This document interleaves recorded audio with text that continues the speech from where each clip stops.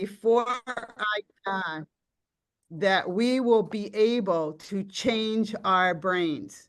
Now, that was like 20 years ago. And now we have what we need to build new neural pathways and think about the ways to change our brain. And so changing the brain becomes a really important part of changing behavior. And so we're going to talk a little bit about that today. So you're not going to get the full chapters of everything that's in the book, but you have the construction of it.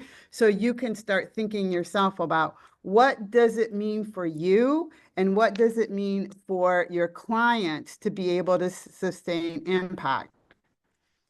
So what we have with sustaining impact is a model for lasting and rooted for change, lasting change. Like what drove me was how people on The Biggest Loser, this is when I really started becoming fascinated. You have all these people on The Biggest Loser, they lose like 100 pounds on the program and they go back to their hometowns and they gain all of it back. 85% of The Biggest Losers gain it all back. And they're like, how is that possible? Because I would be like, I'd be so influenced by the outer in that I'd be like, I can't gain that weight back because people will be, questioning me, right? Because that's where I live. But the truth is that that if we don't continue to rewire our brains, if we don't stay in clarity, commitment, and renewal, we're not going to be able to sustain change. So there's 3 developmental phases in the book. One is building the foundation. The second is commitment and momentum. And the third is growth and renewal.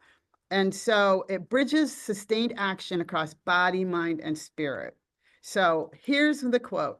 Anyone can light a spark. Sustaining impact means tending the flame. And we all have done that because think about this. This might even be true for you right now. You had a clear and exciting goal that you established for yourself at the beginning of the year. And then what happened? The research says that 90% of people are finished with their goal by the end of January. They stop progress on their goal, rather. They give it up. And so did you do that? And if you didn't, think about some of the things we're going to talk about today that helps you think about how you're working on that goal. So what are some reasons that we struggle to sustain impact? We chase clarity, but we don't create alignment. And we're going to talk about that in a moment. We don't align with what we value. We don't align with what matters. We have a goal. We're goal-oriented. The D's on this call, the achievers on this call, the activators on this call want to do, but we don't think about why we're doing it. What's the desire? What's in our heart? And we commit from the outside in. That's just what I said. These folks that wanted to lose weight, they were on TV, and it was the outside in, and being able then to go home and be back in the same environment made it incredibly difficult for them to sustain it. And we forget to clear space. This is another big one. So clarity, clearing space, rewiring the brain, and building a continuation plan are 4 significant spaces that we have to work in. So we don't clear space, especially those of us that are activators and achievers and goal-directed. We just add something more because we think we can do it, but we cannot. We have to clear space and know when we are going to do the new behavior and stay aware of what we're doing and work with it. We rely on willpower instead of rewiring. Okay, that's my big one. And we don't celebrate. Celebration leads to integration. When we don't celebrate, we just keep doing. And so we wonder why we haven't integrated. So the first phase of the foundation starts off with, who am I? What matters? Why now? Why is a good time? That's a good coaching question. When people come to me and they want to work on a new behavior, why now? Why is the time right for you now? When we choose, what aligned decisions move us forward? What is the choice we're making? Are we making the choice for self? Or are we making the choice for others? So that was the other inward. And how do we clear and get things out of the way. So let's talk about that for a minute. Let's get clear. If I ask you, what matters to you? In fact, my functional medicine doctor did this to me about a month ago, and I struggled. He said, what do you really value? And I had to stop for a minute. I'm going to ask you, what do you really value? And how is it aligned with the direction you're going? What do you value? Who are you? What matters? Why now? What is your identity? What is your purpose? What are your values? Are you ready for change? One of the things I wanted to tackle when I was working on my dissertation was readiness for change. What space are you in? Are you ready to take action? Or do you have to go back and think about changeology and think about, are you psyched up? So we're integrating some of that. And do you have a plan? That's why New Year's resolutions fail. People don't really plan. They just decide they're going to do something. So what does that look like? So clarity, getting really clear, not just saying, yeah, I know what I want to do. No, why? How is it aligned with your values? How is it aligned with what you want to become? Without clarity, we risk reacting from habit, which is our brain wiring, rather than leading from vision. Okay, so values and goals, clarifying the why beneath the what. Goals are what you want to do. Values are who you want to do while you're doing it. So here's a couple reflection questions for you to think about today. What values are most important to you right now? What do you value? If I had everybody put in chat what they value, can you? Are you really committed to that? Which of my goals, we have personal goals, we have professional goals, clearly reflect those values. Is there a goal that you've been chasing that no longer feels like I want to do it anymore? There are times that I don't like do this anymore. I want to do something different. So is there a goal that's sitting in your way? What would change if you let your values guide your next decision? So what are those challenges to clarity? We've got the questions, the noise, what's happening outside of us that is drowning out what we want on the inside. Sometimes clarity is that we're afraid we'll get it wrong, so we keep doing what we've always done. Outdated scripts and shoulds. This is one of my favorite, and Vessel had this story last week, but I'm telling it again.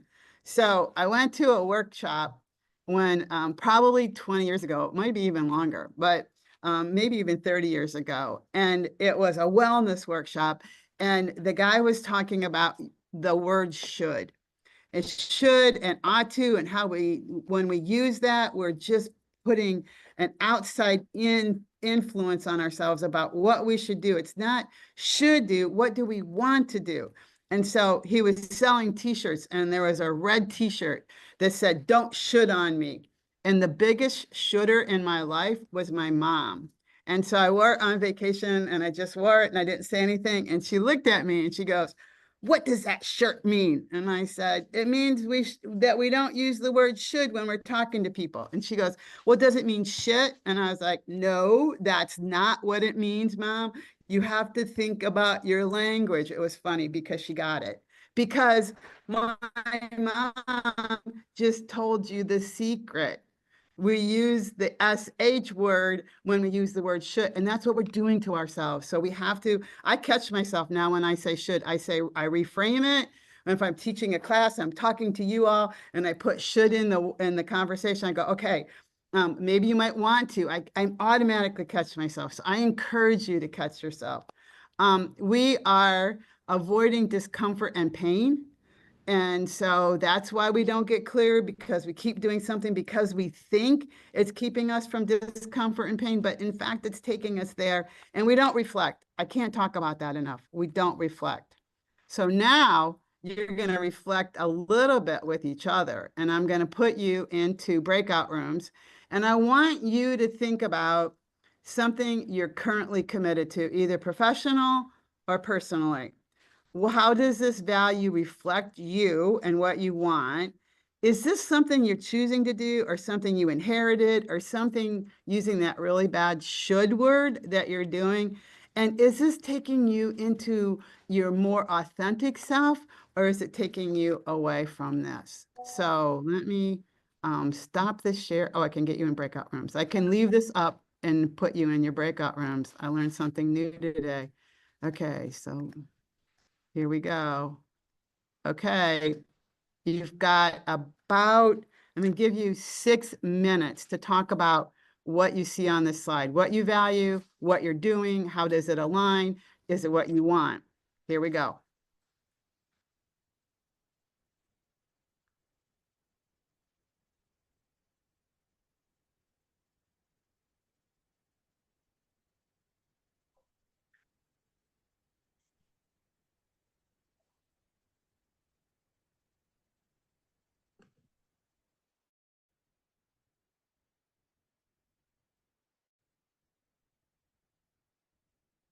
I didn't realize you were coming in earlier for a call.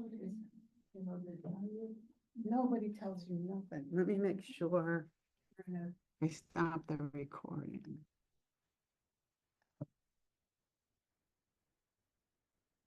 It is what I want to do. Do I want to recommit? So talk to me. By the way, I can see your names. Oh, Marcella, thank you. What did you talk about? Of course. Good morning, everyone.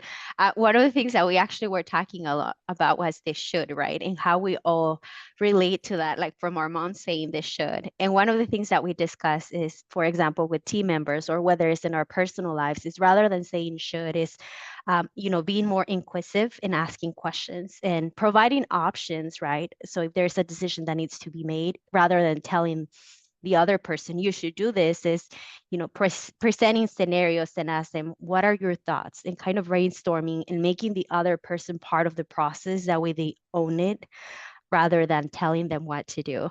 I know that a lot of the questions were related to our commitment or our profession, but we were discussing a lot about this should. I thought that that's very powerful, and that's one of the things that we discussed with Monique and Stacy. Monique, I don't know if you want to add anything. Um, yeah, I think just also we had just begun touching on the values piece and discovering that, what different tools the coaches were using to get their clients to think about values. Because I pose a question, can your clients really articulate what they value? And can they identify 3 things they value? It's work we do, but is it something that a client could even from the top of their head? It could be really a process of digging to come up with the values. I know you've got DISC that reveals that, we had Gallup, we had some other names that came up that people were saying they spend time with, and how values do change, but the idea of just going through them, and sometimes people can't articulate what they value at all. You make a really good point. I love the should discussion. I hope everybody had it. And I hope everybody's going to stop shoulding on themselves after this call.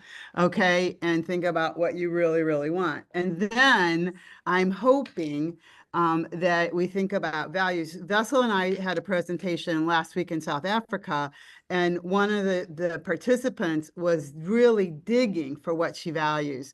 And so sometimes you might have to go out to the internet and find a couple of values exercises out there that list values and have people rank order the values. And so there are simple exercises all the way up to looking at DISC values, which is one of the assessments we use, but there are simple ones. And the fact that you're saying this indicates how we don't think about values. When somebody comes up to you, when Cam asked me, what do I value? I had to really stop and think. And then, words like health and people and my books and reading and learning and all those things, then I had to think about it. But it wasn't like I had it ready at the top of my tip of my tongue. So one of the things that I'm going to do today is, Monique, you have to pick the next person who talks. Just look around the room and decide who you want to talk. Tracy.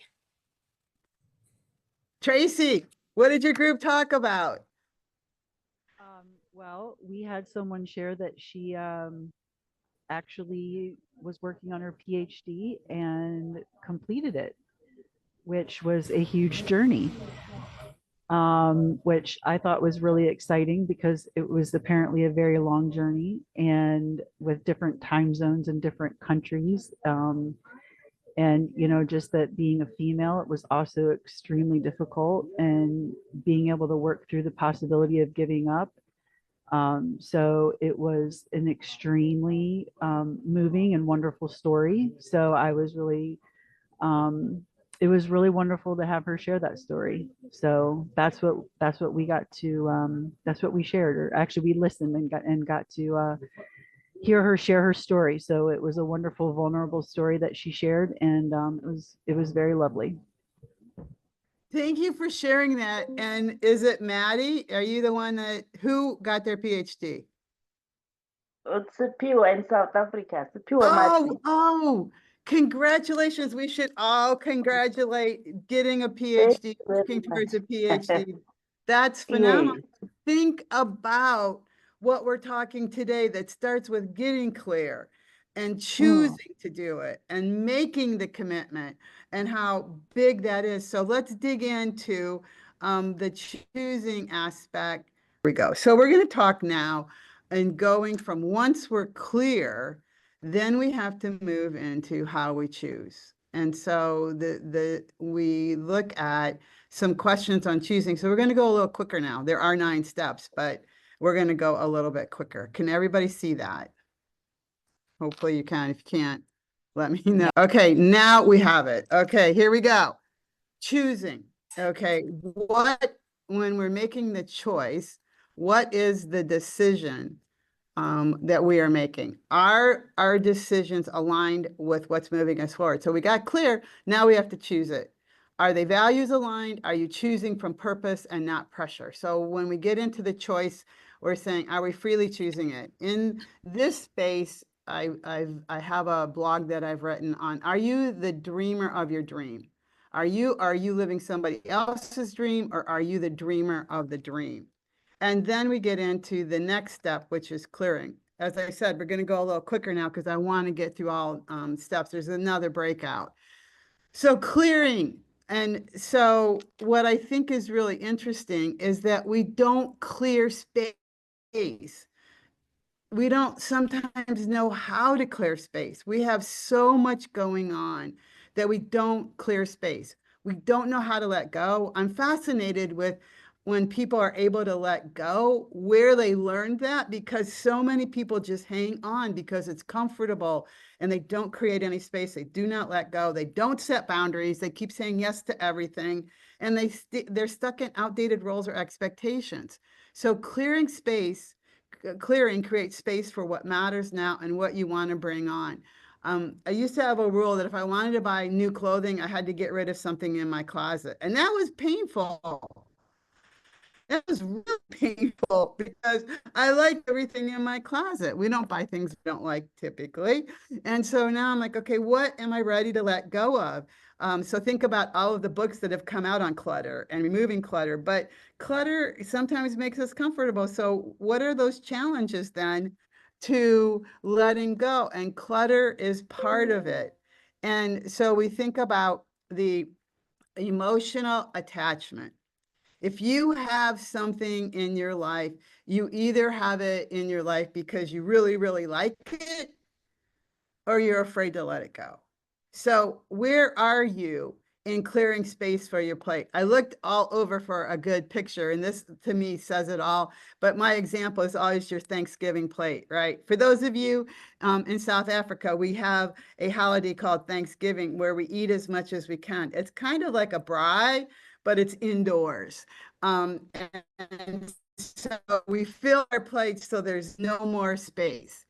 That clutter, what's the invisible clutter? And I would challenge you to think about the clutter that's in your mind, that the shoulds, and also the inner critic that is always telling you you can't. You're setting boundaries for you, what's appropriate, what will work, what won't work. Perceived waste. And this is really important because once we invest in something, we think divesting ourselves from it causes us to lose. Yes, Stacey, I'll let you see the PowerPoint. So what this could happen is that we divest from what we invested in and we lost it. We lost all that. But sometimes we have to say that was part of the journey and that's okay. So in order to clear, we have to let things go.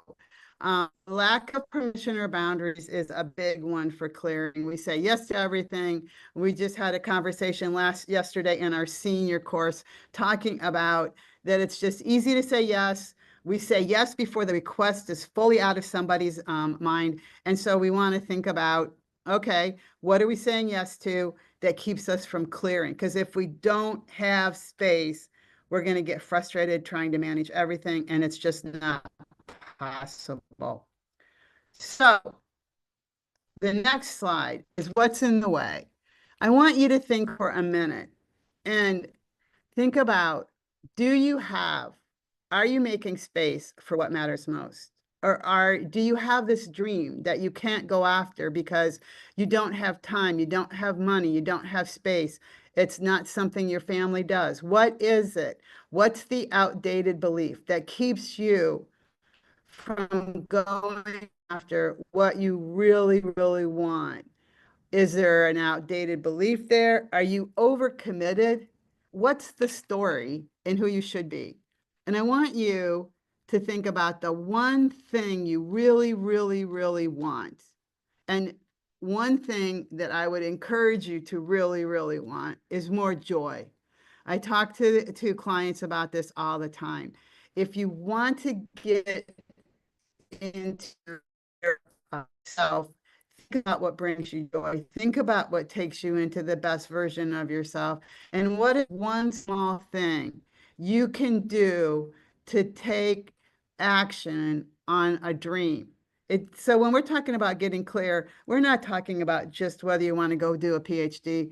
We're talking about, what do you want the rest of your year to look like? If we get to the end of the year and everyone who's on this call is on a December call, and you have to report to us what you did differently from May 7th till December 7th that made your life different and made it wonderful and brought what you really wanted into it, what are you going to do differently? And how do you get clear, align that with your values? How do you choose it? And then how do you move stuff out of the way? So think about these reflection questions. What's been weighing on your mind, quietly or loudly? What's been tapping you on the shoulder? Sometimes in my life, it's tapping me on the shoulders. What are you trying to control or resolve right now that you just can't find an answer to? What commitments don't really take you where you want to go, but you keep saying yes because you don't want to hurt somebody's feelings, or you've invested time, you've invested money, but it's not what you really, really want. In my coaching, the thing that makes me saddest is when the 40-year-olds come to coaching because they're feeling lost, and sometimes 30 and sometimes 50. But when we really think about that pivotal time around 40, when you're like, is this all there is? And you're asking yourself those questions, and you took a career path that you took because you should take it, because you ought to take it, because people influenced you to take it. Now that's no longer what you want. So how do we align what we want? When I'm coaching in those spaces, I talk about hobbies and joy. What brings you joy? What are hobbies that you can create that lead to supporting the choices you did make? You're saying yes to things even though they drain you, and you're doing things out of obligation rather than resonance. And this is where I go into the energy and drainers activity. Make a list, go down a piece of paper, draw a line down the center, drainers and energizers. And think about people, places, and things that energize or drain you, and go to the low-hanging fruit on the drainers. The thing you could say no to, but you haven't. And think about what you want to say to say no and how you can say no kindly. Saying no in a kind space works, and just get your word track and get rid of some of those drainers. And then the energizers are what bring you joy. So do a little bit more with your energizers to engage that in your life. So here we go. Now you have to talk about what you're holding on to. And again, I'm just going to give you 5 minutes, and then we're going to go quickly through the rest of the phases. But into your breakouts, you shall go, and I'll try to figure the computer out in the meantime. What is that from the list? What is in your way? What's keeping you from moving forward in what you want to do? Here we go. What's in your way? I can see you, so you better talk to me. Hey, Dr. Okay. Peggy, it's Erwin. Our group, we talk a lot about time, right? And time being essential, even though all of us are in different stages of life. Some of us have younger kids, some of us are empty nesters, and some of us don't have any kids at all, right? But still, none of us have enough time to do a lot of things. And I was in the group of where like I'm really comfortable saying no to things, right? If I don't have time, I'm not going to do it. But that doesn't mean I still have enough time that I want, right? So it's, you know, the clutter, yeah, it might be the physical stuff. And me and Anne Marie talked about timers, right? Like she used to always use timers with her kids who are now grown, and I got little ones, and I always use timers for them, and like how much it really helps to kind of like, all right, we're gonna do this in 5 minutes. Alexa set a timer, right? So using a timer to kind of help us get through that stuff.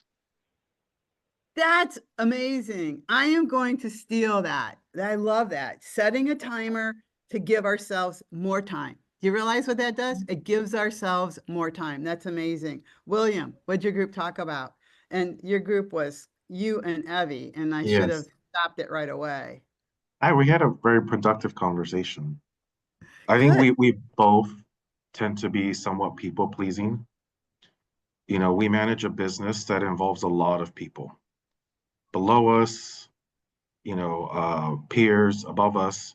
And so it's constantly trying to manage the wants and likes of all these different individuals. And so oftentimes that takes up a lot of mental capacity. And obviously, we both don't want to disappoint the people that have invested in us and have given us the opportunity to be in our roles. So I think sometimes that doubt kicks in is, are we doing the right thing?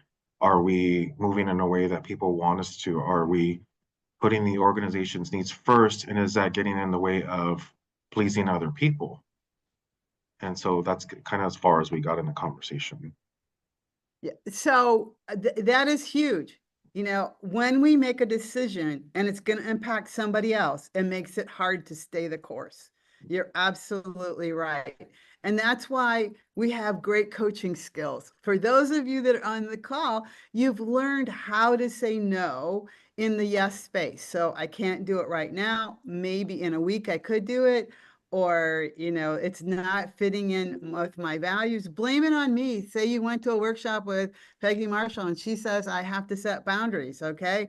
And then they can call me. Okay. And I'll say, yeah, that's what I said. We have to set boundaries. We have to get good with managing our time. So that was really, really awesome. So let me see. I'm going to pull up these slides because now I know how to make this thing work, to go into the computer and out of your breakout. Okay, so here we go. So there's something going on in this office. I think there's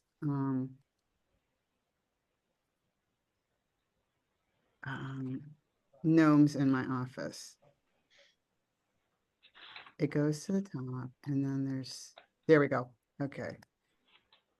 Where are my slides? Okay, now you can see these slides. Okay, so now we're going into phase 2. Phase 1, you have to get right. Without phase 1, you're going to struggle going through phase 2. So what does that mean? So phase 2 starts with commitment. Excuse me, Peggy, your slides are not up. Now they are. Thank you. It's so weird. On my side, it said they were up. Thank you, Diana. And you all always feel free to tell me what's going on. So first, how do you show up consistently? Again, this is brain wiring, but it's also, are you really committed? Because sometimes when you commit, you have to give something up, and that's part of the clearing. But we forget how much committing takes, how much energy, how much time committing takes. So how are you going to show up consistently what you have committed to? Courage is grit.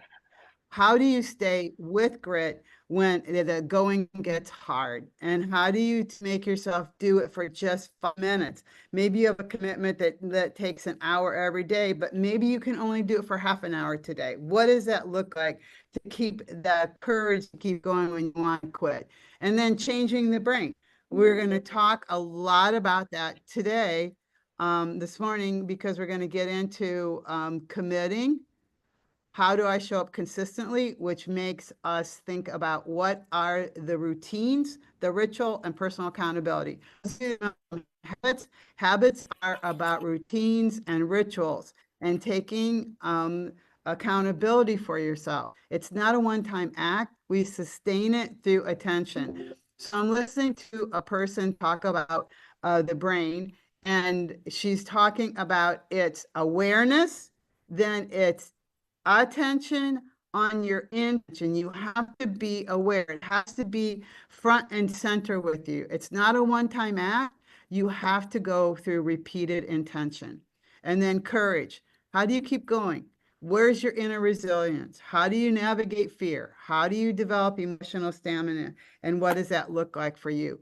Courage is staying in motion even when you're not sure where you're going sometimes. So then we look at changing the brain. So many people think that the changing the brain is, we are recording, aren't we? Mhm. Yes. Yes. Is it? Yeah. Okay. I thought it had stopped when you So did let's the go breakout. back. I didn't see it coming. Okay. Are we recording, Alana? Yes, it's recording. Okay, cool. Okay, so neural pathways, neural habits, the beliefs that we form through action, okay? Sustainable change requires those wires to be rewired, not just the external behavior. So why it matters. Motivation starts you, lasting change requires new wiring. So we have to think about pathways, neural pathways in the brain. When they wire together, when they fire together, rather, they wire together. And so what you want to think about is how that is happening for you as you're choosing new behaviors. Repeated thoughts. If I had a magic wand, everybody would understand how thoughts wire our brain. And what we have to think about is that those thoughts are changing our brain. So fear thoughts, I'll never be enough, I'm not good enough, the inner critic that turns on inside of us is wiring us to continue to believe that. So we have to change the thoughts, the action, and the emotional responses. We have to be able to emotionally regulate. We must create new default pathways for those beliefs. So neuroplasticity, the thing that's so amazing about neuroplasticity is everybody can rewire their brains. Habits are formed from repeated cues, behaviors, and rewards, and emotionally charged experiences. We learned this from John Medine. The more emotional the experience is, the more likely it's going to create a lasting memory. This applies to good emotional experiences and bad emotional experiences. So we might have to rewire ourselves and undo some experiences that we have that are creating the beliefs in our systems about what is happening. So practices that rewire the brain. I say this all the time. Probably those of you that have been in my classes are tired of hearing me, but it's about frequency, not duration. Every person who talks about habits says frequency, not duration. Yesterday, one of the things that people said was a takeaway was frequency, not duration. So repetition, doing it over and over again. And it's not how long you do it, just that you do it. Reflection, to reinforce new patterns and interrupt old ones. What do I want to let go of? How do I want to stay on top of that? And what do I want to do something new? Mindfulness, awareness. You have to have awareness in order to be able to move forward. And then many of us can use visualization as a way of priming the brain. And then finally, changing the brain in practice. Start small, do one habit a day that aligns with where you're going, one new habit, track progress. If we don't write things down, we will not remember it. So we either have to have a tracking process on our phone or something we write in to increase our awareness. Catch yourself when you're doing what you said you were not going to do anymore and choose new ones in real time. And again, we talked about celebration and how important celebration is to your development. Okay, so now we're hitting phase 3. So we went through the foundation. Now we were talking about the actual movement and momentum. And now we're talking about growth. So when we talk about growth, I am not the health police, but you have to take care of your body. Okay, how much you sleep, what you eat, your nutrition and your exercise are critical to change. If you don't pay attention to that, you will not have the energy you need in order to be able to create change. When I talk to people, I tell them that your brain takes 20% of glucose from your body. Think about your brain and how small it is compared to your body, walking, talking, the things we do all day long, and how much glucose is used for that. Your brain to change needs more. And in order to make that happen, you have to think about where you are in terms of your energy management. And so leading and doing whatever it is you need to do requires your full system to be nourished. Then celebrating, we've already talked about this. Celebrating is meeting those milestones and reinforcing progress. And it's rewiring your brain as much as some of the habits are. So meaning making, joy, that's why I talk about joy so much, because joy actually does rewire our brains and it's really important to our success. Plus, it builds confidence and we stay motivated and we want to do more. So how do we continue? This is the step that we miss so often. And that is, how do I stay committed over time? Why did all those folks, the 85% of that group, go back to doing what they've always done? Why do 90% of people give up their New Year's resolution? Because we have to stay focused on what we say we want. We have to think about our awareness of it, our intention and attention committed to what we want. So it requires renewal, scaling, and sustaining change every day. And the thing that we talk about is, I want us to silence our inner critic. We're doing the best we can, but what would 1% be better? We all want to leave the gates and go as fast as we can, but we only have to go 1% better. So what does that look like for us, and how can we make that happen?